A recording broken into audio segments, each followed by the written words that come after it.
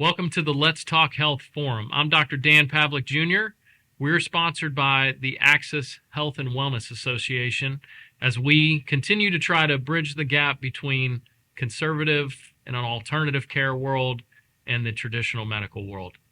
Today, I've got one of my partners on with me. He's one of my fellow chiropractors. His name's Dr. Jae Oh, and we are going to be talking about the world of CrossFit and how it pertains to what we do as chiropractors, how we treat it, and how we continue to allow these athletes to improve their overall health and function in the world of CrossFit.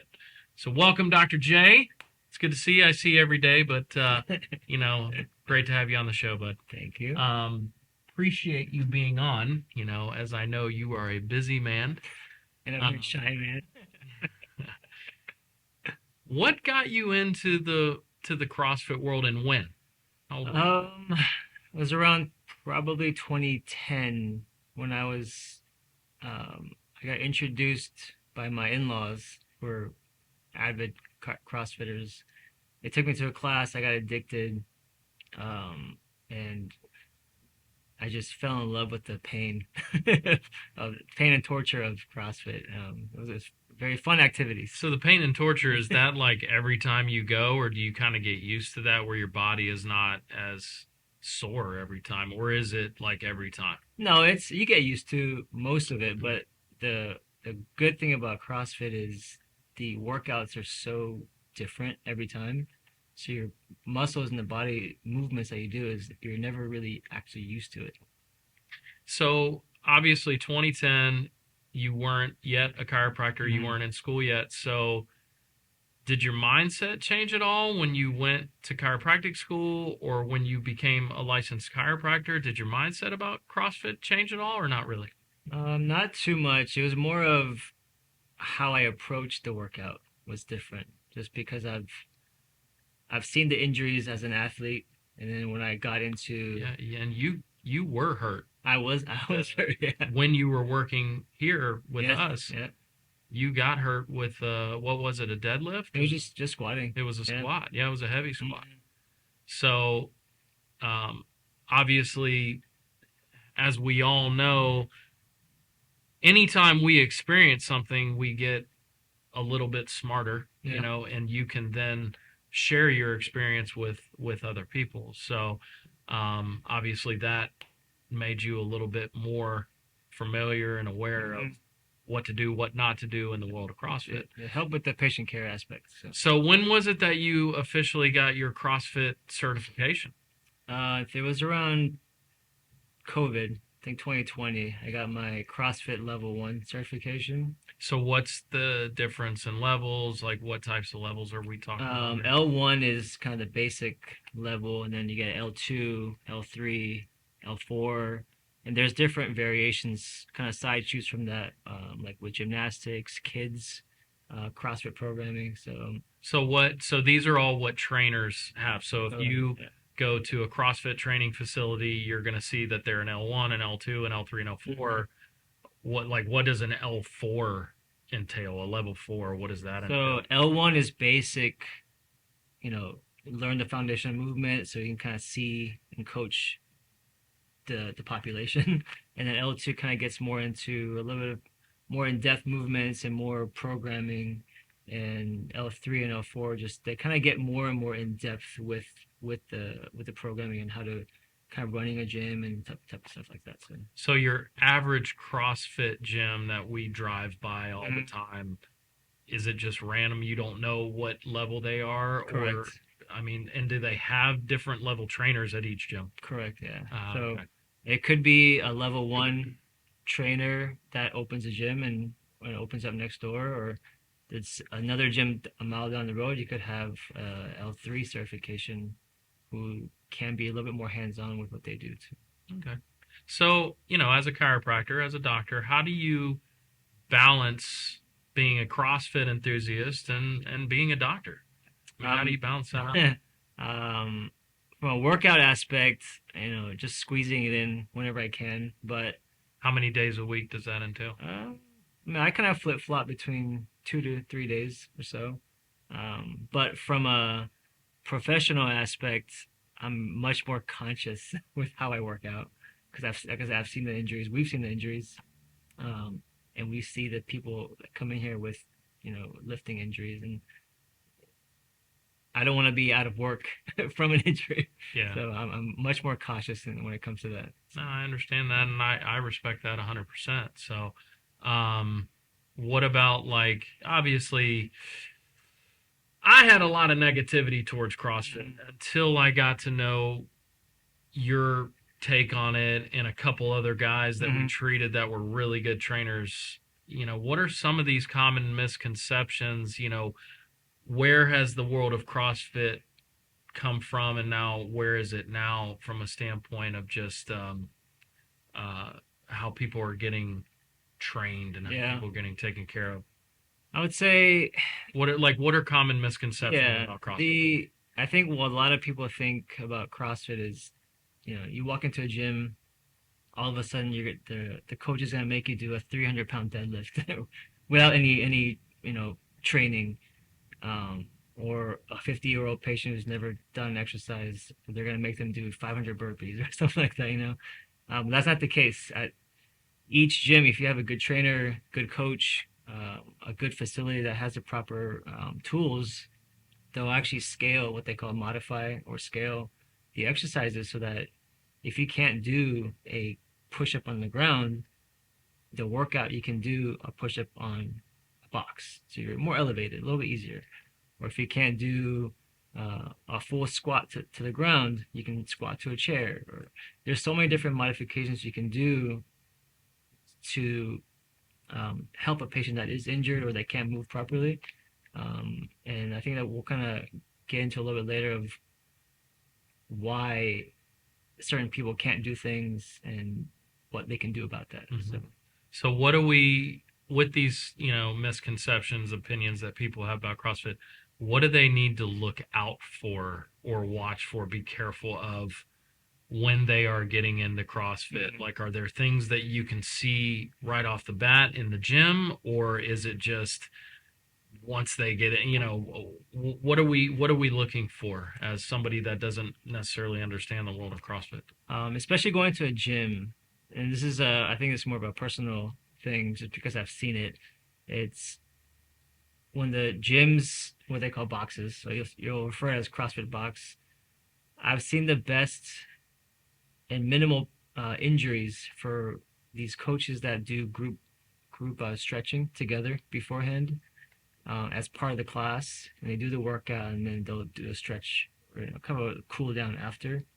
So the gyms that do that, and the coaches that are watching your every movement throughout the process, instead of just, hey, workout, let me get on my phone type of thing.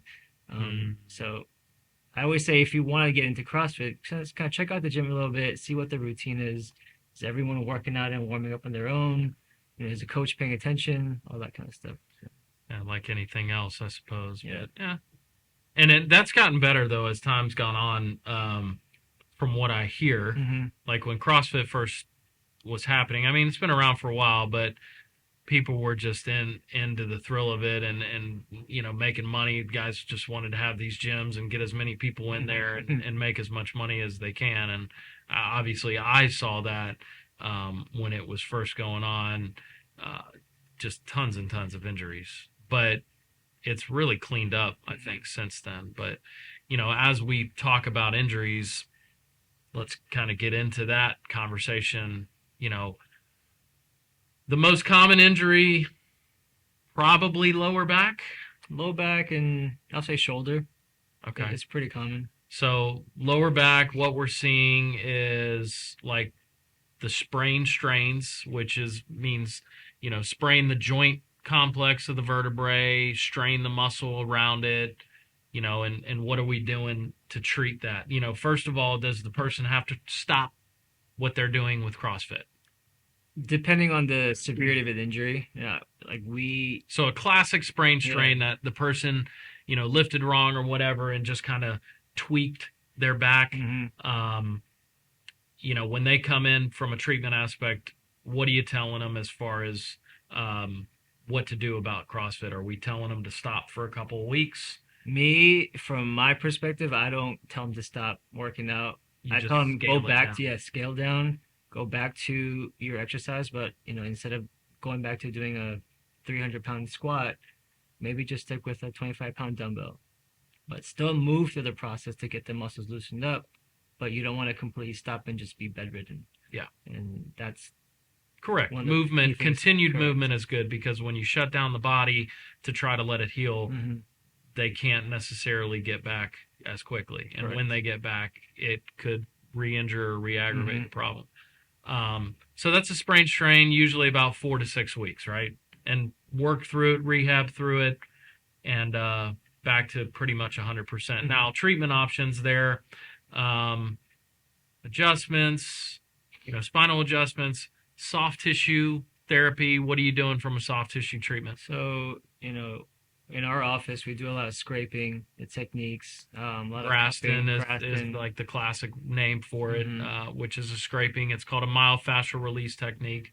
Um, so we do a lot of that. Hmm. The You know, cupping technique, a lot of the pin and stretch methods, like active release type of approach. Those are very good to help loosen the muscles up, get some more blood flow into the area, get the tissues loosened up. okay. So then your more severe low back injuries are going to be your disc herniations. People, squatting heavy weight, the disc compresses, um, herniates back into the spinal canal and could pinch a nerve, may not pinch the nerve, but when this happens, what are we doing? Well, we'll first get an MRI. Well, yeah, I mean, But after all that, based on the test, like you can see what's going on. You say we need to do an MRI because we're concerned about the Mhm. severity of the injury here. Shut them down, or are you still kind of letting them work through I that? would say if they can at least walk without discomfort, I have them walk and stretch, at home. Okay. But if they're at a point where they can't physically even get out of a chair properly, yes, don't don't work out. Just kind of sit there and rest and do a lot of stretching at home. But when they come into the office is when the more of the passive treatment is done, like spinal decompression. So yeah, the spinal decompression therapy is specific for these disc injuries, these disc herniations. So we'll put them on a treatment plan, for that to try to heal them quick. Not recommended to work out that same day, Hmm. but the days in between, they can, like he said, if they can walk, if they're managing the pain okay, then you can allow them to exercise still.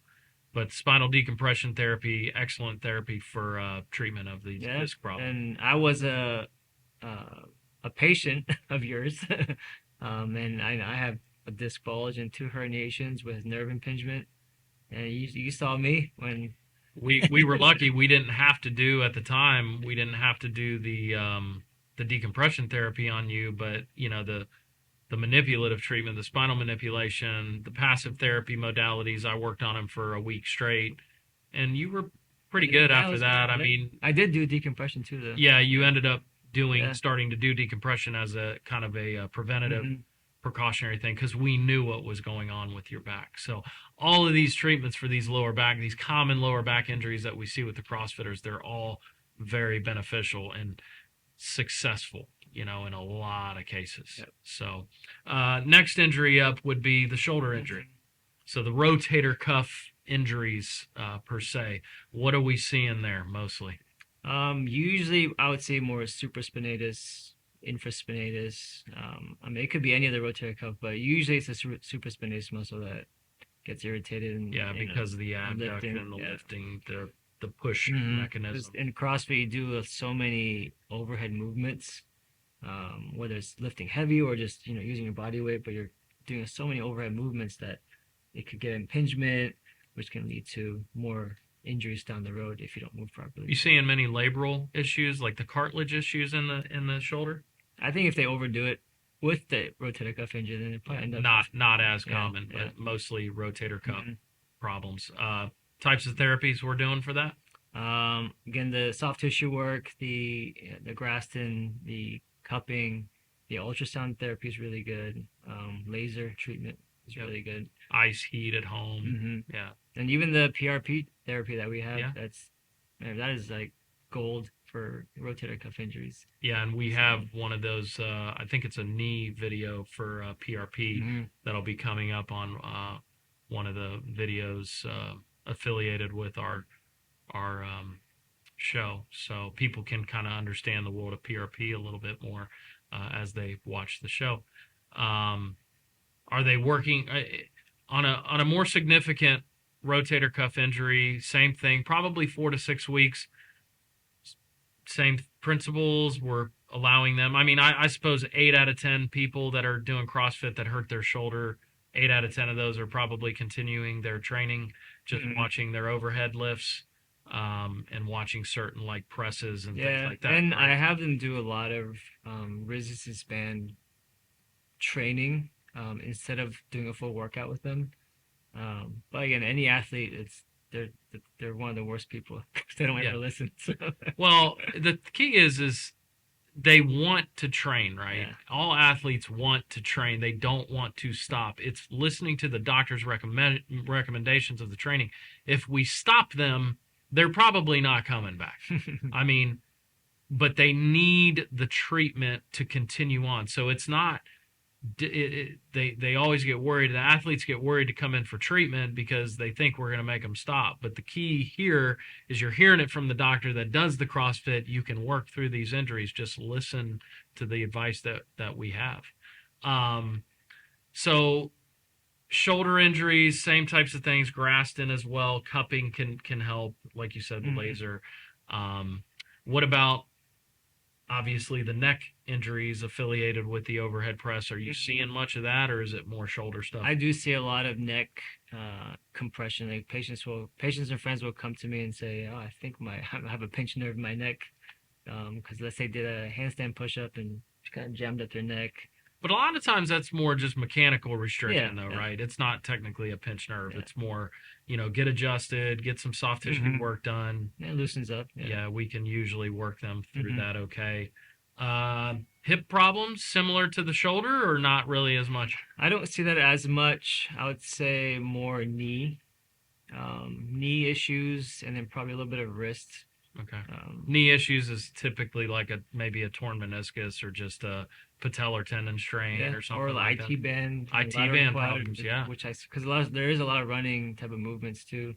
So a lot of patients come with IT band pain. And they don't know that it was they come with knee pain, but they didn't realize it was an IT band lateral quad issue. And then we work on that, work on the glutes, and then Work on the low back as well. yeah, and then all of a Because sudden the it's gone. IT band, which is in the side of the leg, a lot of times people will think they have a pinched nerve or they think they have a knee problem.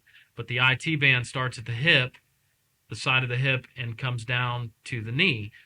But what we see a lot of is an affiliation with the lower back as well. So just FYI, don't let that IT band manifest itself, because Mhm. that's a painful problem, and the treatment for it is not fun. So, but successful once Yes. again. Um, so you know when you talk about injuries and all these different injuries that we're seeing in the world of CrossFit, we're keeping them active. We're getting them back to CrossFit activity, getting them back to 100%. How many times are you seeing somebody that can't return, and what is the significance usually of that? What would make you tell a person to not continue CrossFit? If they have a serious injury and they just people that just won't listen, you just have to tell them Or you can't. Yeah, repetitive, same thing happen over again, and they and they just eventually don't. get something really Correct. bad. Yeah. Yeah, that you can't necessarily recover from. Are you seeing that very often? Not very much. Not CrossFit. anymore, right? Yeah, I mean CrossFit's designed to because there's so many modifications you can do with each exercise. If someone can't walk, they have exercises for that. There's a special program called adaptive training, where almost like Paralympics, Special Olympics. So people in a wheelchair who have no function of their legs, they can still do CrossFit workouts in their wheelchair, and they have programs like with I think they're actually partners with Orlando Health and all that stuff that they program with CrossFit gyms for those athletes. So the when we talk about the type of athlete and the type of training, obviously you have the everyday CrossFit athlete and you have the elite CrossFit athlete that you see on TV, you see in these competitions. Kind of like in a world of the Olympics, like and professional sports. Those athletes are typically getting treatment on a daily basis, regardless of injury, right? Mhm. Preventative.